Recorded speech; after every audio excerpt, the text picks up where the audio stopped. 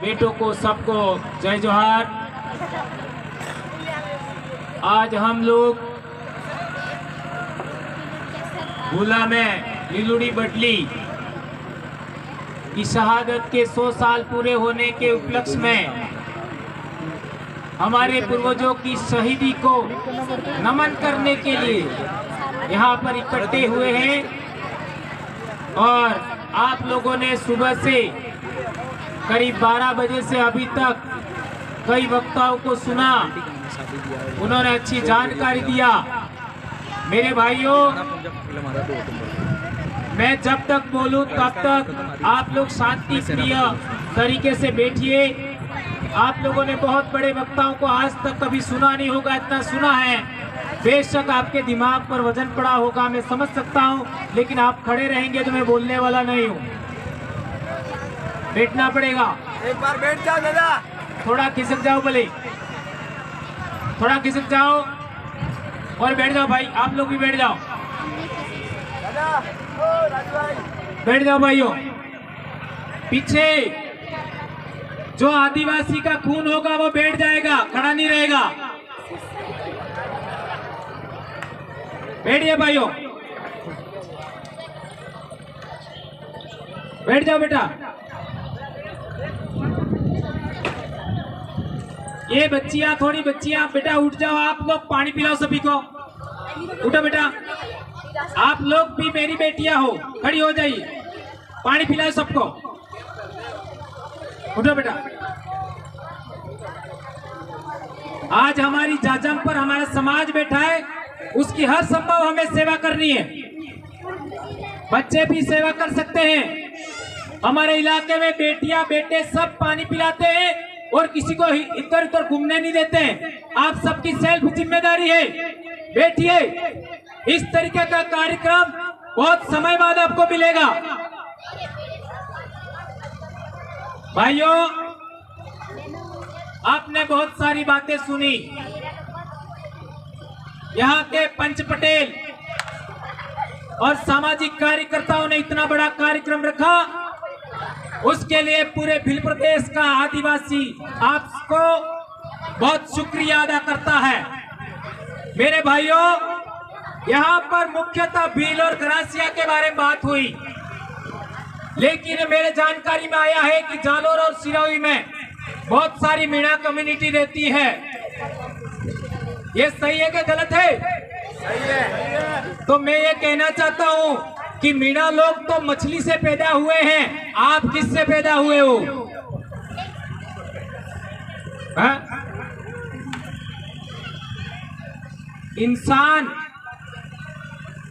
इंसान से पैदा हो सकता है, मछली से पैदा नहीं हो सकता। ये मैं नहीं कह रहा, उन्होंने अपनी किताबों में लिखा है। तो हम माँ बाप से पैदा हुए हैं कि मछली से पैदा हुए हैं? माँ बाप से। तो आप मीणा नहीं हैं।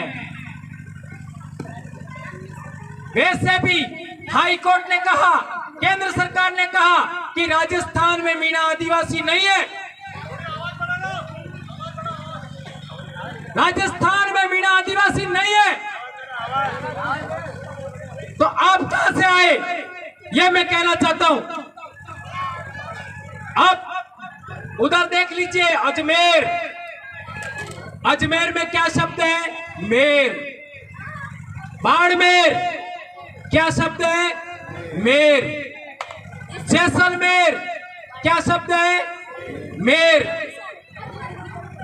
1880 के आसपास मेवाड़ रियासत का दरबारी कवि श्यामल दास ने लिखा कि मेवाड़ रियासत की आधी से ज्यादा जनता भील, मीणा और मेर है, जो लड़ाकू कौम है। भील, मीणा, मेर जो लड़ाकू कौम है, तो ये मेर आदिवासी कहां गए? कहां गए? जिस तरीके से हमारे इलाके में भीलों को मीणा बनाया, उस तरीके से मेरे को लगता है कि ये अजमेर से इस पट्टी में जो मेर आदिवासी थे उनको भी मीणा बनाया गया, ऐसा मुझे लगता है। आप लोग इसका पता लगाइए। क्या यह बात सही है या गलत है?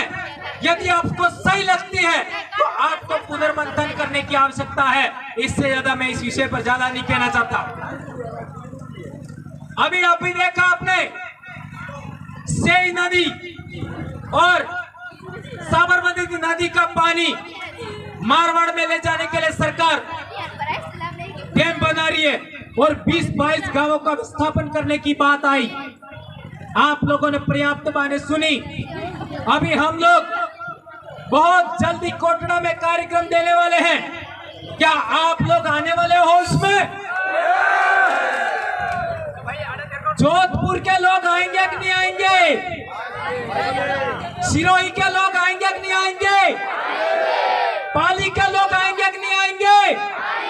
जालोर के लोग आएंगे कि नहीं आएंगे? तो 4 जून को आपको कोटड़ा में पधारना है। 4 जून ये तैयारी करिए आप लोग। जो हमारे फलासिया के भाई हैं, कोटड़ा के भाई हैं, आप लोगों की जिम्मेदारी बनती है। हमारे वरिष्ठ साथी जगदीश भाई आदि जो भाई हैं, आप लोग सभी मिलकर के आज से तैयारी करिए। ये बात मैं कहना चाहता हूं।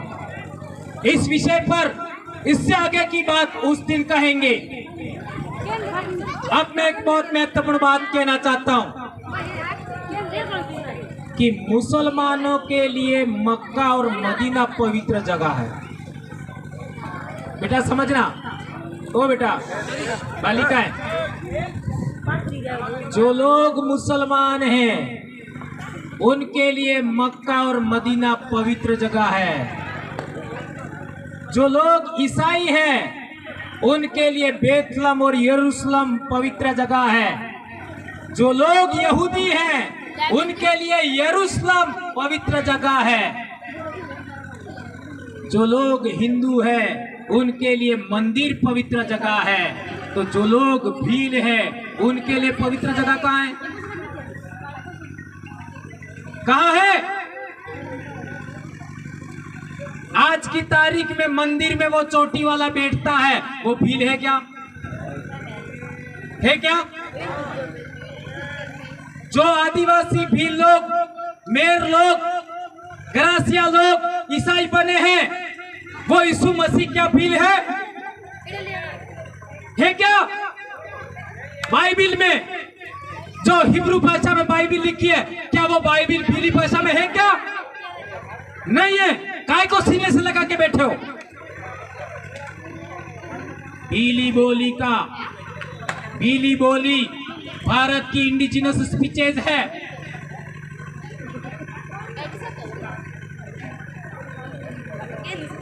भीली बोली के शब्द अंग्रेजी में नहीं होते। भीली बोली संस्कृत भाषा के शब्द भीली भाषा में नहीं होते। तो रामायण महाभारत आदिवासियों की कैसा हो सकती है? ये काल्पनिक है। अरबी भाषा में कुरान लिखा है। ये जो आदिवासी मुसलमान बने, आदिवासियों का मुस्लिम धर्म कभी नहीं हो सकता, ईसाई धर्म कभी नहीं हो सकता। आदिवासी शब्द ही आदिवासियों का धर्म है। आदिवासी शब्द ही आदिवासियों का धर्म है। क्या आप लोग कौन से धर्म को मानते हो बताइए? आदिवासी ही हमारा धर्म है, ये हमें समझना है।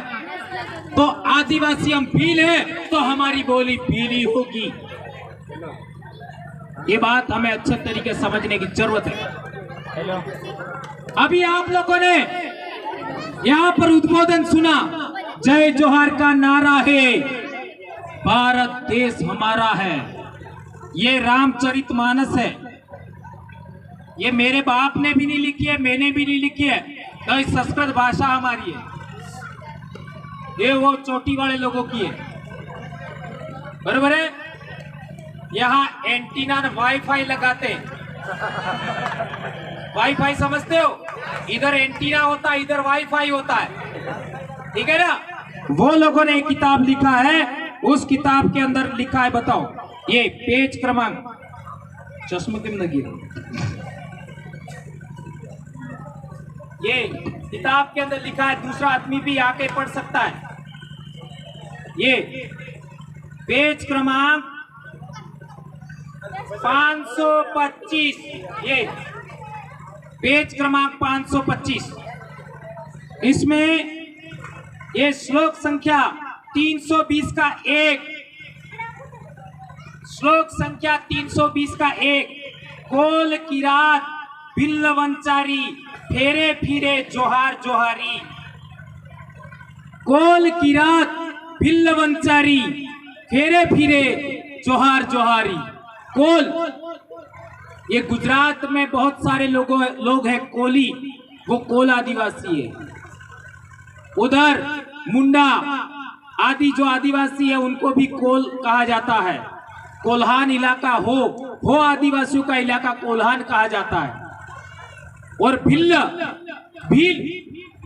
वे बार बार घूम घूम करके जोहार जोहार उद्बोधन बोलते थे। ये तुम्हारा रामचरितमानस बोल रहा है। अभी कोई आपको शक बचाए क्या? 1898 में भीली बोली का शब्दकोश एक अंग्रेज ने बनाया। 1898 में यह आपका पड़ोसी इलाका साबरकाठा, आज की तारीख में अरवली जिला है, लुसाड़िया शामला जी के पास में, वहां एक अंग्रेज ने बैठ करके भीली बोली का शब्दकोश तैयार किया। 1898 में छप के आया। उसके अंदर लिखा हुआ है भीली बोली में जोहार का अर्थ होता है ए फॉर्म ऑफ द सैल्यूटेशन। इसका अर्थ होता है जोहार अभिवादन का भीलों का एक तरीका है। और ये हरामखोर हमको बोलते हैं कि ये जोहार बोलने वाले ईसाईकरण कर रहे हैं। मैं कहना चाहता हूं हम आदिवासी परिवार के लोगों ने जो ईसाई बने थे उनको वापस लाए। तुम जनजाति सुरक्षा मंच वाले बता दीजिए एक भी ईसाई को बाहर वापस लाए हो। हम लोग वापस लाए, हम दिखाएंगे। इन हरामखोरों को अच्छे तरीके समझने की जरूरत है। जो लोग आदिवासी का ओरिजिनल बीज है, जो आदिवासी माँ बाप से पैदा हुआ है, वो आदिवासी को समझेगा और आदिवासी की संस्कृति, बोली, भाषा, उसका धर्म, उसके हक अधिकार की बात करेगा। जो वगड़ेलो बिस्वारो आप जो है, खाटले अवलो बिस्वारो है, ये समाज के कार्य बात नहीं करेगा। खाटले आवेलो बिस्वारो हो क्या भाई पतु है? हमारे बाप दादा ने में हमारे इलाका में एक रिवाज है, यदि सोरा ने बाप ने पतु है पर आपड़े खाटले जलम थई गयो ई सोरो आपड़ो। आप जी समझते ने? आप जी आगे सोरा ने बापा नो बापा कौन है ई पतो ने है, पर सोरा नो जलम आपड़े खाटले था जो अटले मारो। ये हमारे बाप दादा ने पहले रिवाज હતો। तक घना खरा बीजवारा बीजे हाँ अभी क्या है? ये बीजवारा समाज ने बर्बाद कर रहे चाहिए। ये वाले बीजवारा ने पार करवाई। इसके लिए मेरे भाइयों भीली बोली का शब्दकोश तैयार करना है। भीली बोली में हमको पढ़ाई करना है और आदिवासी धर्म को हमें आगे बढ़ाना है, जिस तरीके से कराचिया जी ने बोला था। आज के बाद हमारे घर में सूर्य, चंद्रमा और तारे वाले हरे झंडे, लाल झंडे और सफेद झंडे हमारे घर में होंगे। इसके अलावा भगवे भगवे नहीं होंगे। ये हमको करना होगा। यदि आप ओरिजिनल भीलों की संतान है, मारवाड़ के लोग, तो ये बात को अच्छे तरीके से समझेंगे। हमारे इलाके में आज बांसवाड़ा देख लीजिए, डूंगरपुर देख लीजिए, उदयपुर देख लीजिए, प्रतापगढ़ देख लीजिए, डंके की चोट भील कह रहे हैं हम आदिवासी धर्म है हमारा। ये डंके की चोट बोल रहे हैं, आपको भी करना होगा। मेरी बेटियों, मेरी बहनों, आप लोग व्रत उपवास करते होंगे, मंदिरों में जाते होंगे, दान चढ़ावा चढ़ाते होंगे। एक साल के अंदर यदि एक महिला 100 रुपया मंदिर में दान करती है, उसी 100 रुपये से अपनी बेटियों को पढ़ाइए। अपनी बेटियों को शिक्षित करिए, अपनी बेटियों को अच्छा खाना दिलाइए, अच्छे कपड़े दीजिए। क्या ये करना चाहिए कि नहीं करना चाहिए? मैं भी भील हूं, मैं भी तुम्हारे खून का हूं। मेरी बेटी अभी डॉक्टर की पढ़ाई कर रही है, आपकी ये बेटी अभी डॉक्टर बन सकती है। इनमें वही काबिलियत है, यह हमको करना होगा। तो बात चली थी भील आदिवासियों का पवित्र इलाका कौन सा है, बताऊं कि रहने दूं? थोड़ा घरों को तारे पानी पानी पानी मजा आ गया हो, बुरा मत मानना। पानी ऐसा थोड़ा सा कह दिया था। राजेश के कांति भाई का इधर ठीक रहे, तुम्हें क्या बोला?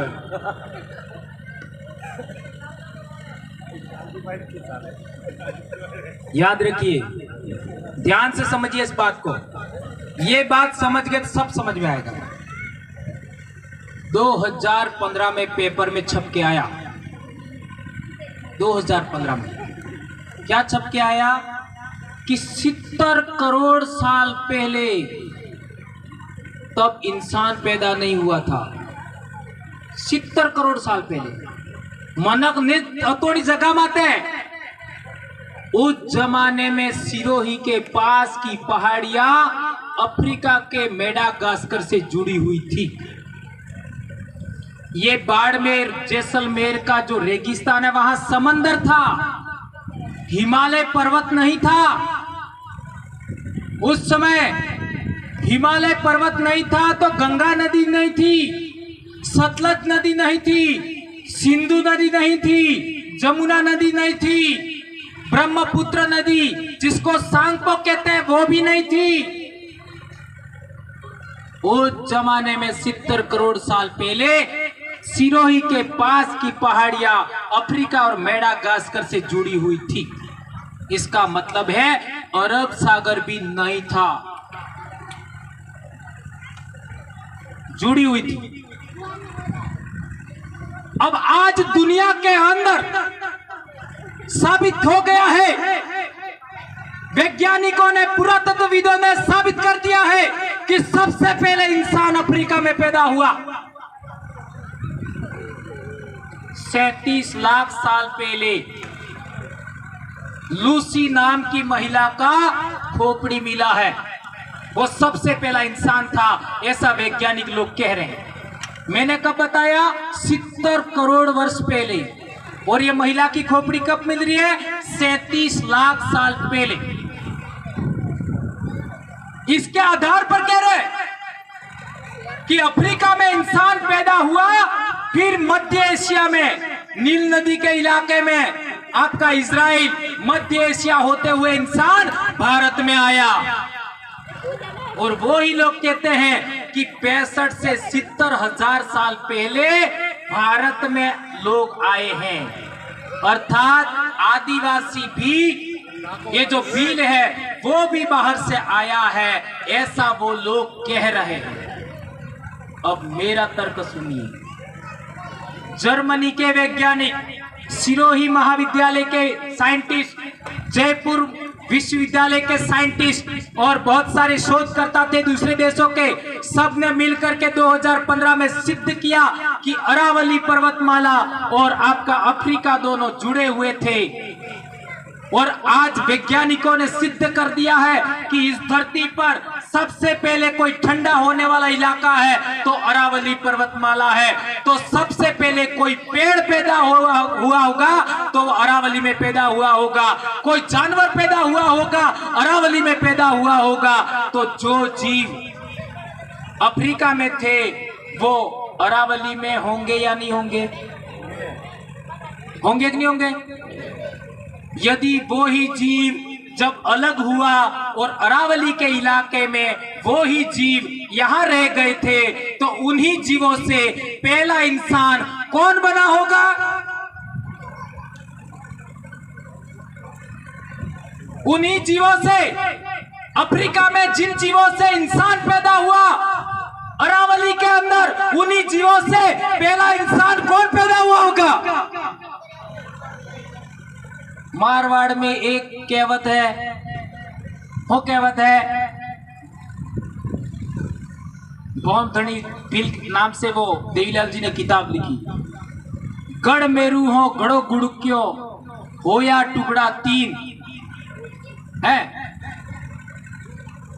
ना, क्या नाम है, एक तो दिमाग से निकल रहा है, लेकिन तीजो भौम धनी बिल ऐसा शब्द है, वो उन्होंने लिखा, आप पढ़ लेना, वो आपके इलाके का मामला है। तीजो भौम धनी बिल, भौम धनी का मतलब क्या हुआ? यह भूमि का मालिक धनी। ये मैंने नहीं लिखा है, ये तुम्हारे जोधपुर के हैं, देवीलाल जी बिल उन्होंने लिखा, भौम धनी बिल। तो यहां इस धनी का, इस इलाके में सबसे पहले कौन पैदा हुआ? हम पैदा हुए। कैसे, ये बताता हूं। खेड़ ब्रह्मा कितना दूर है यहां से? कितना दूर है? 60-70 किलोमीटर। इस इलाके से याद रखना। और वो डैम बन रहे वहां से कितना दूर है? 40 किलोमीटर। ये सांडवारिया और बूजा वाला डैम बन रहे 40 किलोमीटर। वहां खेड़ ब्रह्मा में एक डॉक्टर था जिसने 1964 के आधार आसपास में रिसर्च करके पुरातात्विक प्रमाण प्राप्त किए। क्या प्रमाण प्राप्त किए? कि इस इलाके में जो ग्रासिया, डूंगरी ग्रासिया है, उनके पूर्वज 100 साल पहले, 50 साल पहले जिस तरीके के औजार इस्तेमाल करते थे, ऐसे औजार 70,000 साल पहले के 1,000 औजार मिले हैं। अभी अभी 100 साल पहले डूंगरी ग्रासिया भी लोग जिन औजारों का, पत्थर के औजारों का इस्तेमाल करते थे, वो 1,000 औजार 70,000 साल पहले के मिले हैं। वो अहमदाबाद की यूनिवर्सिटी में आज भी रखे हुए हैं। तो वो किसके थे? वो बाप की ना था? ये समझने की जरूरत है। और तो और 125 मकान मिले,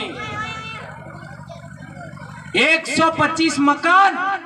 उन मकानों की बनावट आज भी भील आदिवासी जिस तरीके से बनाता है, उसी तरीके से मकान बनाने की परंपरा है। आपने मकान ने बनावा तो बाढ़ने एक पटाल रहे, पटाल नहीं हो कोई आए जिसमें मेहमान आके बैठते, वो पटाल बनाने की परंपरा उसके अंदर मिली है, जो आज भी भील आदिवासी इस्तेमाल करता है। 70,000 साल पहले सोकड़। तो वो हरामखोर कह रहे हैं कि 70 से 65,000 साल पहले इंसान यहाँ आया और यहाँ पुरातात्विक प्रमाण मिल गए। साबरमती नदी के इलाके में ये बात मिली है, साबरमती नदी के इलाके में। तो 70,000 साल पहले साबरमती नदी के इलाके में वो पूर्वज थे। उनकी आज की तारीख में संतान, वंशज कौन है? हम भील आदिवासी है। बोलिए, कौन है भारत देश के अंदर 70,000 साल पहले से रहने वाला? वो केवल और केवल आदिवासी है। इसलिए हमको आदिवासी कहा गया है। और यही बात मैं जो कह रहा हूं, वो 5 जनवरी 2011 सुप्रीम कोर्ट के जजमेंट ने भी कह दिया है। वो पढ़ लेना, पढ़ लेना। ये आपके बच्चे 8वीं क्लास में पढ़ते होंगे, ये सुप्रीम कोर्ट का जजमेंट। ये 5 जनवरी 2011 का सुप्रीम कोर्ट का जजमेंट पढ़ लीजिएगा। आपके बच्चे 8वीं क्लास में पढ़ते हैं, उनमें एक पार्ट है ये न जाने मास्टर पढ़ते कि नहीं पढ़ते, मेरे को नहीं पता। इसमें लिखा है, आदिवासियों के बहुत सारे जनजातीय धर्म होते हैं। वो जनजाति सुरक्षा मंच वालों को कहो, अरे मूर्खों, इसको पढ़ तो लो, जरा पढ़ तो लो। क्या लिखा है? आदिवासियों के बहुत सारे जनजातीय धर्म होते हैं। उनके धर्म इस्लाम यानी मुसलमान, हिंदू, ईसाई आदि धर्मों से बिल्कुल अलग है। इस्लाम, ईसाई, हिंदू इनसे बिल्कुल अलग है। तो जो लोग ईसाई बन गए हैं वापस आओ, जो लोग हिंदू बन गए हैं वापस आओ, जो लोग मुसलमान बन गए हैं वापस आओ। और तमे पासा આવી ગયા તો જેટલા મંદિરો તમારા જ થવાના પછી આણામે આપણે બાપ દાદાના મૂર્તિ આપણે લગાવંગા कई कई मूर्ति ये क्या नाम था हुसिया जी भील की 8-10 एक बे जिलम लगावी दूंगा एक आदि हमारे डूंगर पेर में लगावी दे एक आदि वासवाड़ा में और इनकी हम पूजा करेंगे क्यों इन्होंने हमें दिया है। और देवता क्या करता है लेता है देवता नहीं लेवता है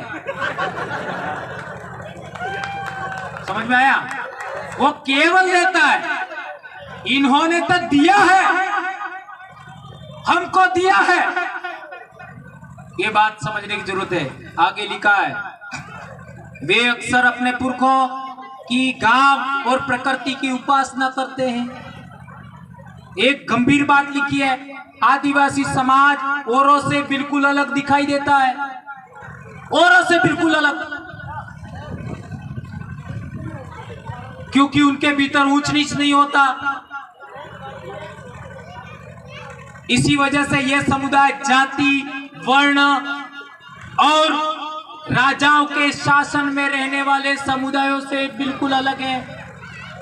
आप लोग भील जाति बोलते हो ये गलत बोल रहे हो।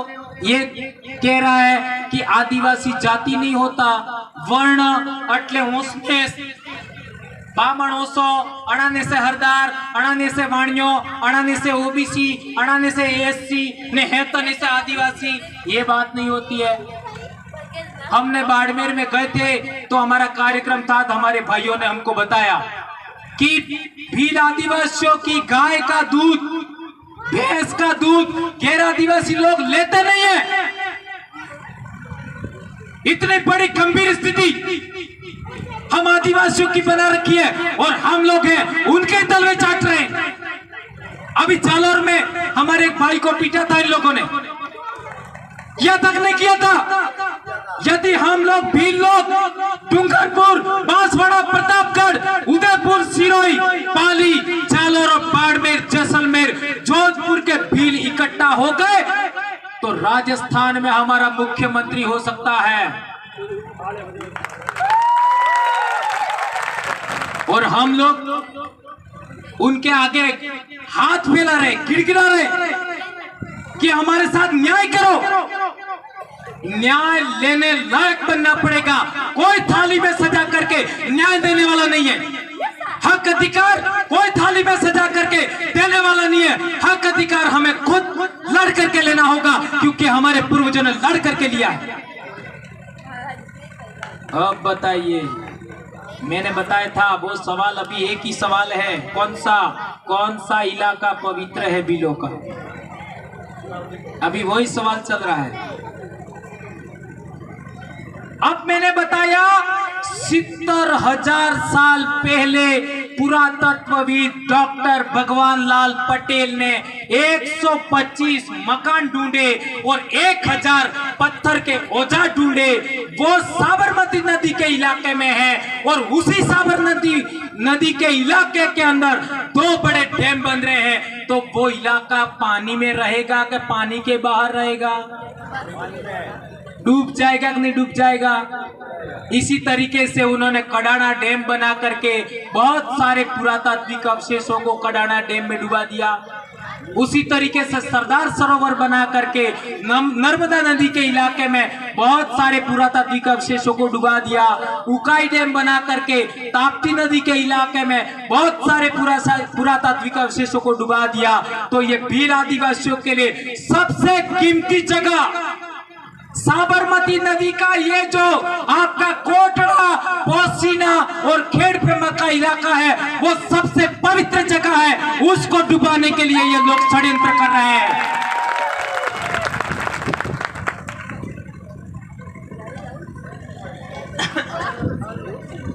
ये समझने की आवश्यकता है। आपका सबसे पवित्र जगह कौन सा है?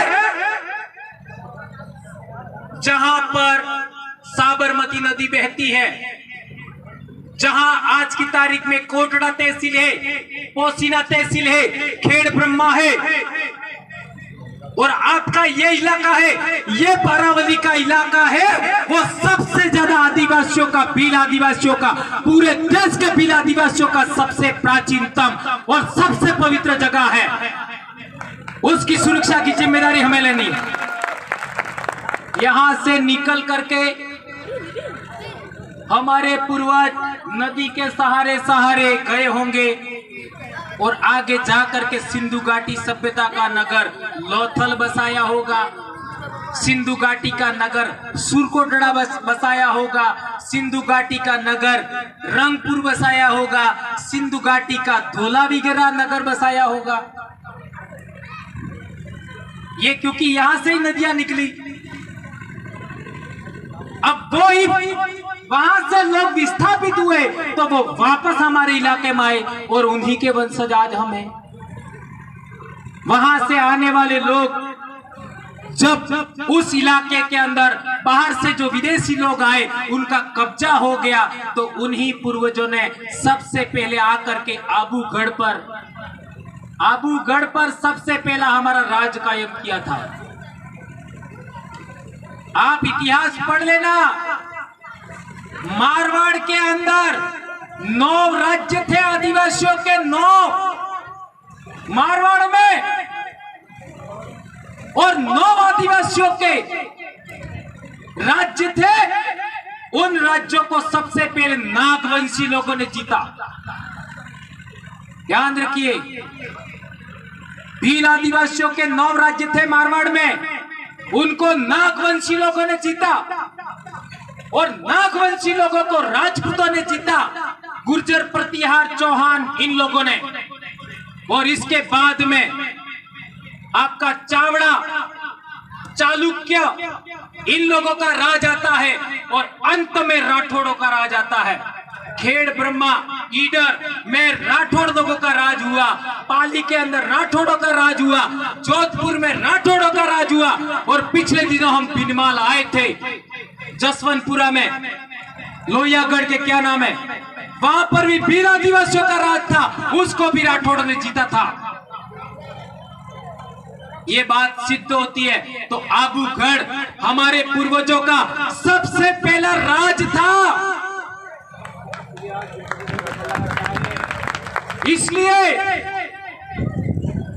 हम कहना चाहते हैं, इस मारवाड़ के सभी आदिवासियों को कहना चाहते हैं कि आबूगढ़ पर, आबू पर्वत पर जिन भी आदिवासियों को ये घर बनाने नहीं दिया जा रहा है, उनके लिए भी हम लोग एक बहुत बड़ा जन जागरण पूरे इलाके में फैला करके कोटड़ा के बाद हो सकता आबूगढ़ भी जाएंगे। हम लोग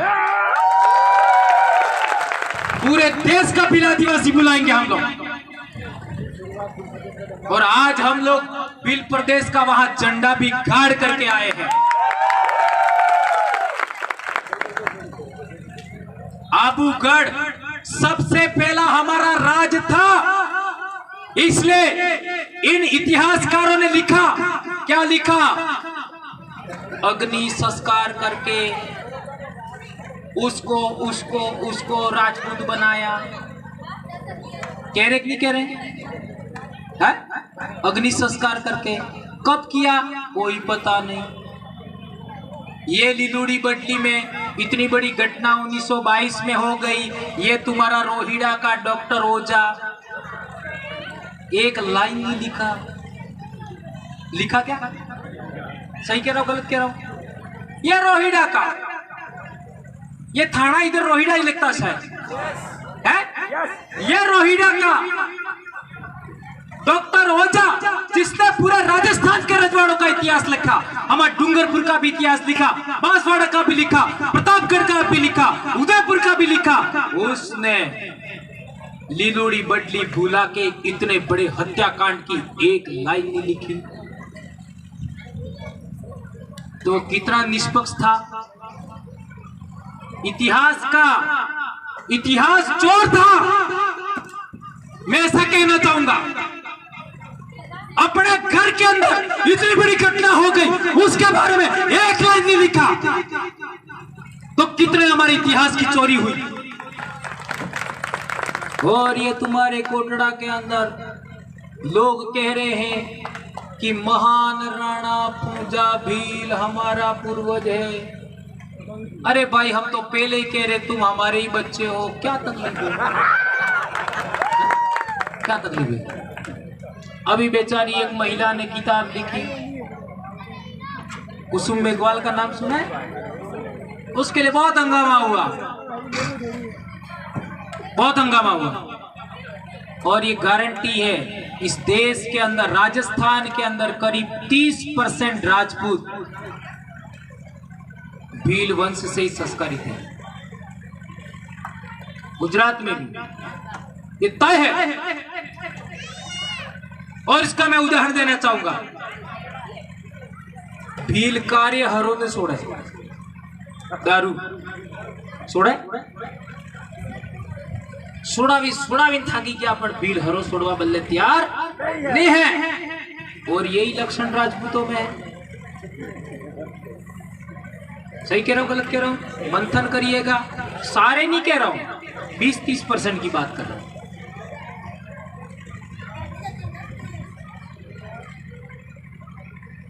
आप लोग व्यापार कर सकते हो? आप में व्यापार का हुनर है क्या? अरे कलाल आज की तारीख में व्यापारी बन गया। कलाल पटेल लोग आज की तारीख में व्यापारी हो गए। भील आज भी व्यापार नहीं कर पा रहा है। राजपूतों में व्यापार का हुनर है क्या? अरे कलाल कर सकता है, राजपूत व्यापार क्यों नहीं कर सकते? डीएनए में नहीं है। किस किस के डीएनए में नहीं है? समझ गए? इसलिए इतिहास को सबसे ज्यादा समझने की जरूरत है। जिस दिन 5% राजपूत समाज के लोगों ने यह बात समझ ली, जिस दिन मैं कह रहा हूं उनको हमारे अंदर शामिल नहीं करना है, लेकिन जिस दिन 5% राजपूत समाज को यह बात समझ में आ गई कि भील समाज के साथ हमारा कोई रिश्ता है, इतना सा समझ में आ गया, उस दिन हमारा शोषण दमन रुक जाएगा। इसलिए ये बात भी हमें बोलने की आवश्यकता है, भले बुरा लगे। अब मैं सवाल पूछना चाहता हूं। हल्दी घाटी के समय में हमने राजपूत रजवाड़ों को मदद किया था कि नहीं किया था? अच्छे तरीके समझिए, जो भी पढ़े लिखे भाई है। हल्दी घाटी का युद्ध हुआ, सेनापति कौन था अकबर का? अकबर का सेनापति कौन था? हाँ शाबाश बेटा, बताइए, खड़े होके बोलिए, इधर आके।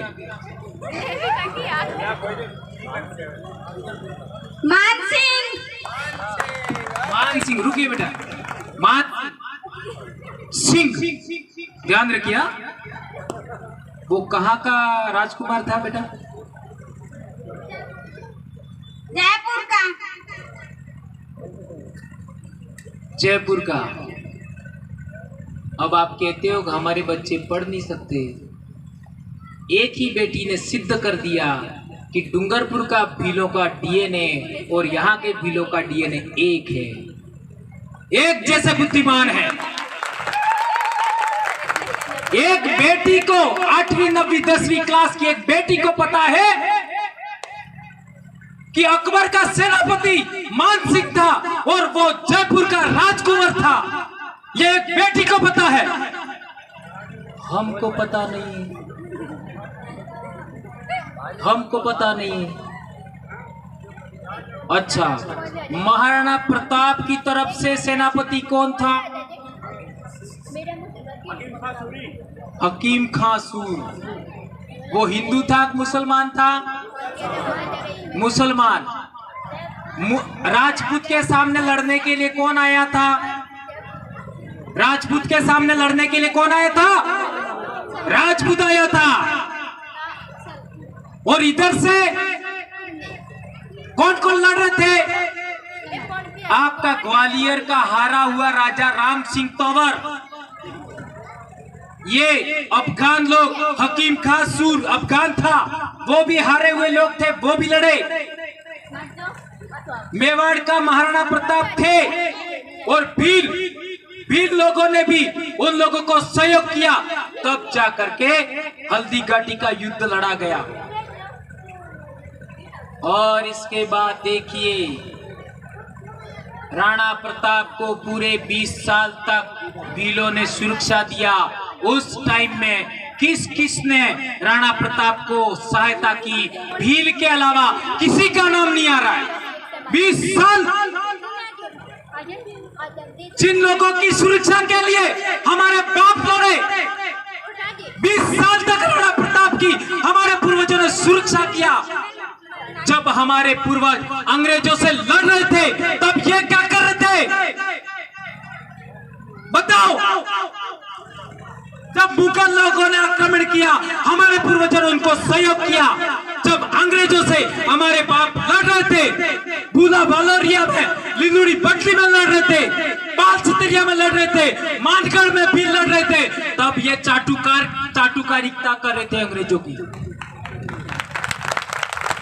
ये अंग्रेजों की तरफ से लड़ रहे थे। तो देशद्रोही कौन है? देशभक्त कौन है? देश का मालिक कौन है?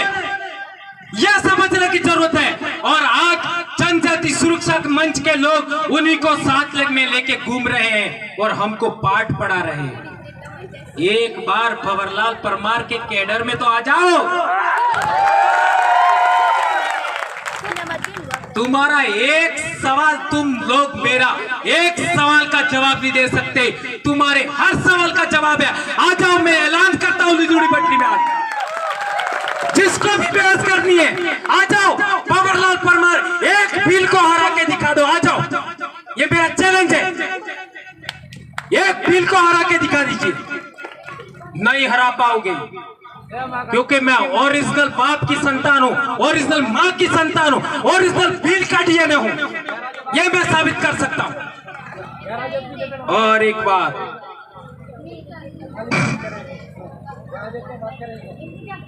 खड़क आंदोलन हुआ था भाइयों, समझना, खड़क आंदोलन हुआ था 1881 में। उस समय में ये रजवाड़े वाले किसकी तरफ थे? किसकी तरफ थे? खड़क आंदोलन। भोमट में 2 बड़े आंदोलन हुए, एक लिलुड़ी बटली का, एक पाल चितरिया का। वो भोमट का यह आंदोलन है। उस समय वो लोग किधर थे? इससे साबित होता है कि देशद्रोही कौन है और देश प्रेमी कौन है, राष्ट्रभक्त कौन है, स्वाभिमान कौन है, देश का मालिक कौन है, यह बात साबित होती है।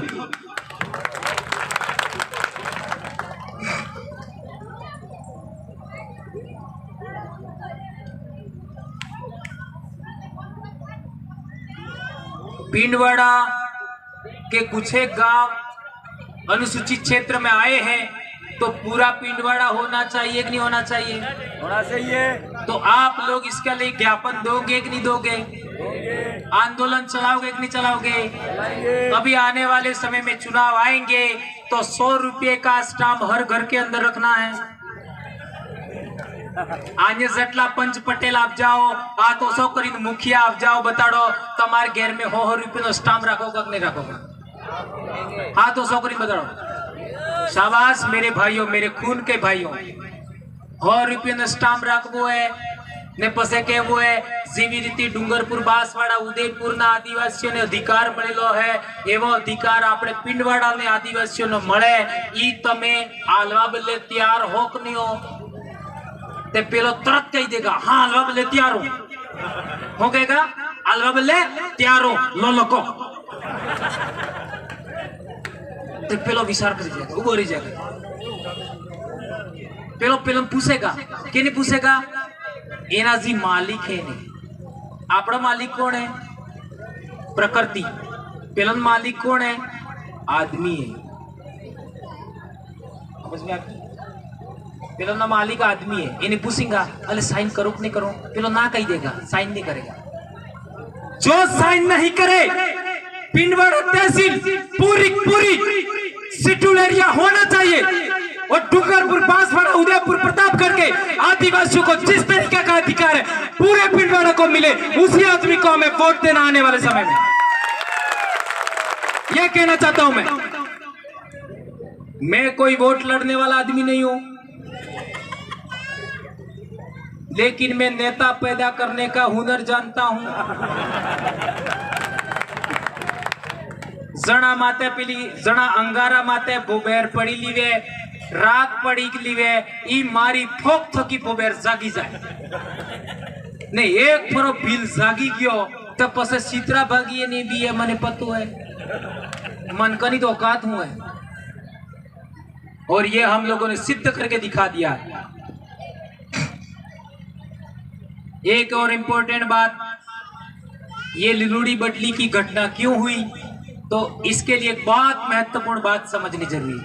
हमारे पूर्वज जो भी अनाज पैदा करते हैं, आपने मक्का करते नहीं करते इधर, हाँ, तो जब भादरवे के अंदर मक्का का जो भुट्टा होता है वो दाना बनता है और सेक के खाने लायक होता है, तब जितने साल भर में इंसान मर गए, हेता भर में जटला मनक मरी गया, अणने हमार धरोही करी, वो अनाज, डांगरे, ये दूध, घी, ये इकट्ठा करके सारे हवन करते हैं। तो किसको भोग चढ़ाते हैं?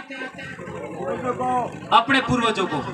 इसके बाद में गाम खेड़ा नी मताई वे, गाम खेड़ा नो देव वे, इन्हें पोकड़ा चढ़ावे, किने खवड़ावे, वो प्रकृति को चढ़ाते हैं। एक तो पूर्वजों को चढ़ाया, फिर प्रकृति को चढ़ाया। इसके बाद अपने घर के अंदर जो बेल होते हैं, बड़द, ओड़ा कवाड़ा, इनको खिलाते हैं क्योंकि वो किसान की हेल्प करता है। इसके बाद बच्चे खा सकते हैं।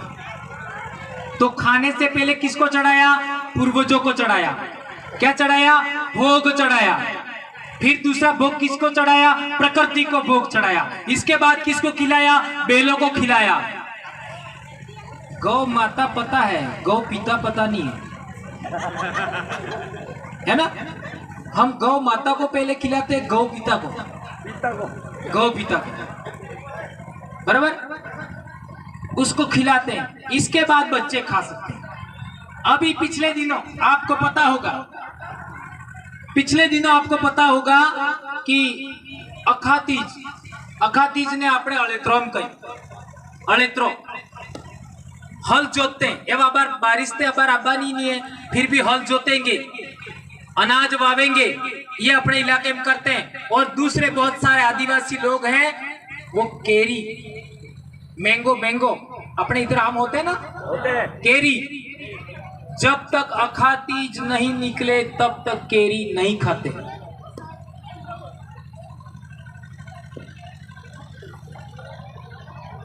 यदि ऊपर से गिर गया है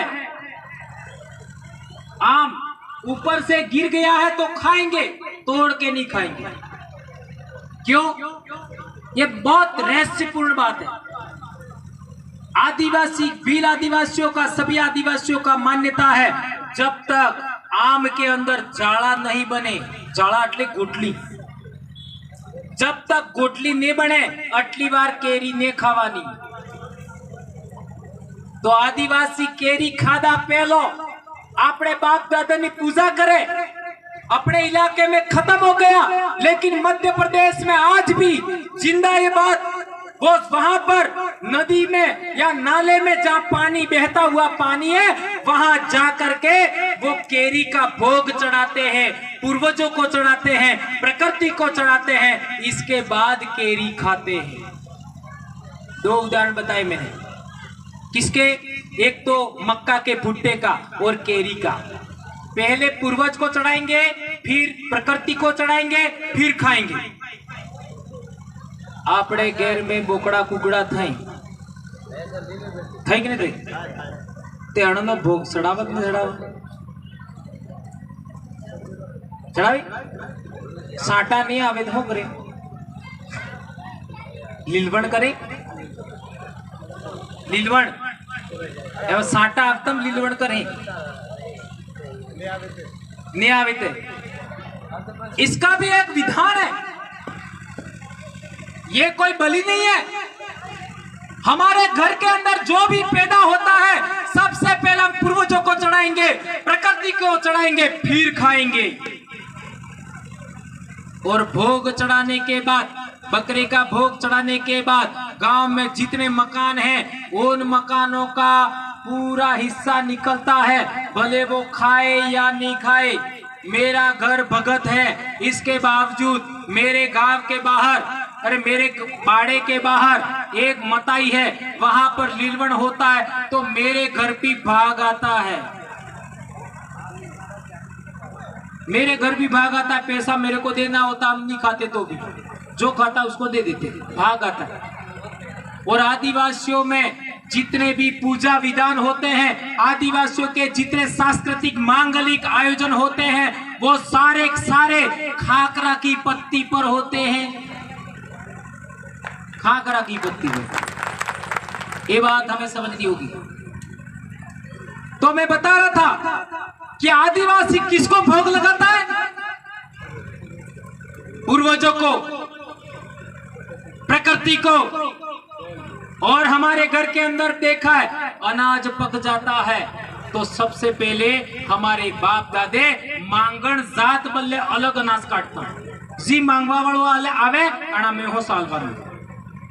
कोई जरूरतमंद इंसान आता तो उसको भी मुफ्त देते थे, कोई बीज लेने के लिए आता उसको भी मुफ्त देते थे।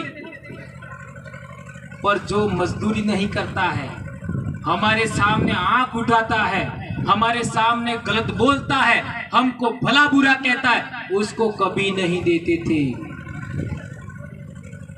सही कह रहा हूं कि मैं गलत कह रहा हूं? तो ये लगान थी वो सही थी कि गलत थी? जो लगान लेने वाले लोग थे, जो भोग लेने वाले लोग थे, वो हमारे पूर्वज नहीं थे, न हमारे लोग थे। आए समझ में?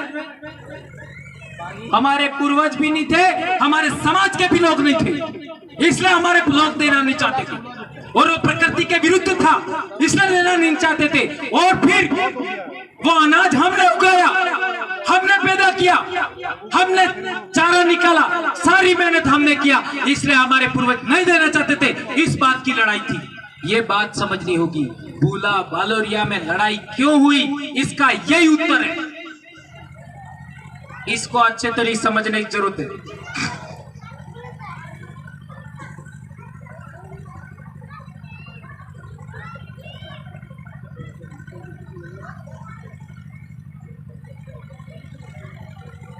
एक और इंपॉर्टेंट बात,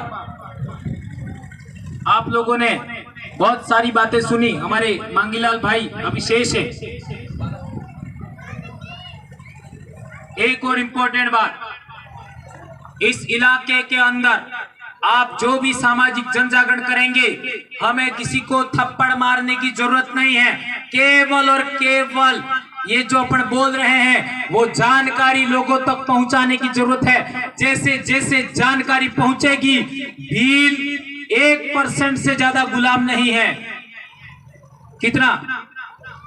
भील 1% से ज्यादा गुलाम नहीं है। जिस भील को चुप गया अंदर से, यहां चुप गया, वो तत्काल आजाद होने के लिए तक प्रयास करेगा, तत्काल। और आजकल मैं जो भी बोलता हूं, बहुत सारे वाईफाई वाले लोगों को तकलीफ हो जाती है और तुरंत ठीक हो जाते हैं, तत्काल।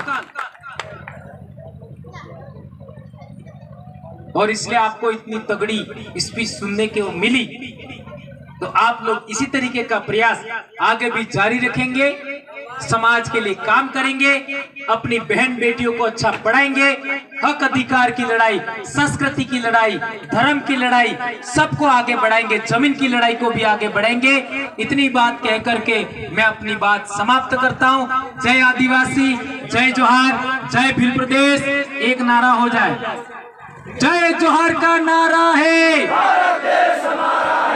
हाथ ऊंचा करके दोनों हाथ, जय जोहार का नारा है,